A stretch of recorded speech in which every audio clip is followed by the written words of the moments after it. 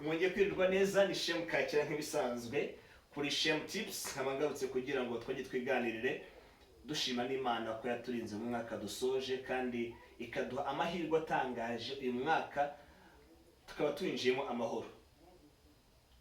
Ntabwo twirengagije yuko hari benshi bagiye batakiriho, ariko ku miryango yabuze ababo mukomere mwihangane, Uwiteka azi byose. Imana yaturinze byinshi rero mu mwaka dusoje.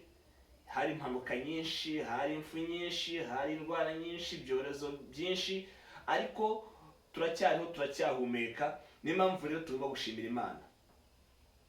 Rero kuba tugihumeka si uko wenda byari biri mu mugambi wacu cyangwa se mu byo twatekerezaga yuko bishoboka, ariko amahirwe twagize yo kuba tukiriho ni ugushimira Imana cyane.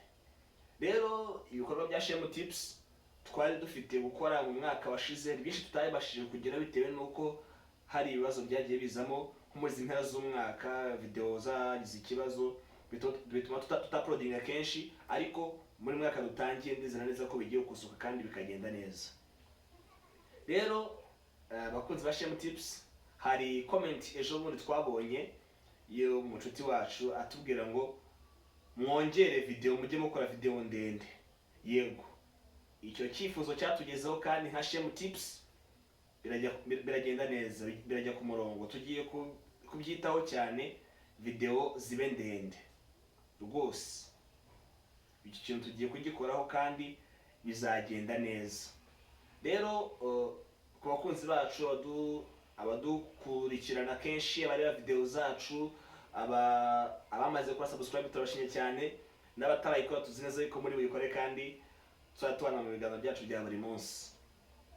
Nzi neza nashidikanya yuko ibiganiro byacu uko bishobora kugenda bibageraho uko bibanogera, muzajya munatubwira muri comments. Nk'abo ngabo turabashima batubwira uko babyakira n'icyo bifuza muri comments zacu mu biganiro byacu. Mukomeze muduhe ibitekerezo kugira ngo bigende neza, kandi tuzi neza yuko bizagenda neza rwose. Rero tugiye dukora video nyinshi kandi ndende zifite message, by'umwihariko ibigaruka muri gospel, abigisha batuganiriza ku ijambo ry'Imana, abaririmbyi beza nko mwayoboye twabitangiye. Dufite abaririmbyi beza bafite impano kandi benshi bazajya banyura hano kenshi rero batuganiriza mu biganiro bitandukanye, baturirimbira mu ndirimbo nziza cyane muri amajwi meza yabo, kandi bizagenda neza.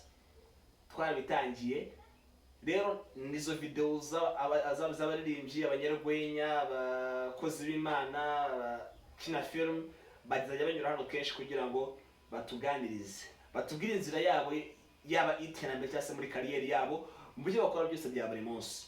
Ntuzabure rero, jya ku murongo kandi udukurikire kenshi, ukore subscribe, like, comment, share kugira ngo ibiganiro byacu bikugeraho kenshi. Rero muri mwaka dusoje twabonye byinshi byiza, na byinshi bitagenze neza bitewe nuko umwaka buryo wari munini kandi nta byera ngo de, ariko tuzi neza yuko buri mwaka utangiye bizagenda neza. Twabonye ibitaramo byinshi byiza yaba muri izi mpera z'umwaka, aho rwose byari byiza cyane. Imana yabanye natwe, dusoza umwaka neza dutarama dushima Imana. Tuzi neza yuko rero amashimwe twatangiranye umwaka tuzasozanya nawo, sibyo? Mureke rero umwaka dutangira umwaka wo gukora cyane, umwaka w'ibyiza, umwaka wo kuba inyangamugayo, kandi bizagenda neza.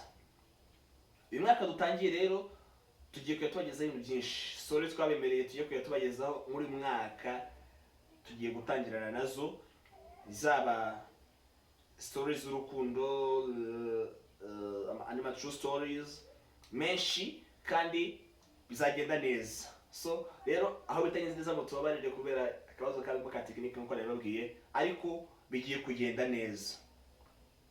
Muri mwaka dutangiye rero nanone mugiye kubona n'indirimbo, mugiye kubona indirimbo zacu kugira ngo tunabashe kwenjoyinga. Indirimbo zigiye kubageraho nazo ku bwinshi kandi ni nziza. Rero dusoza, ntabwo nshaka gutinda, ariko iyi niyo video ya nyuma ngufi dukoze. Izindi zigiye kugeza ari video ndende kandi zifite icyo zitumarira, zifite inyigisho zigiye kutugezaho.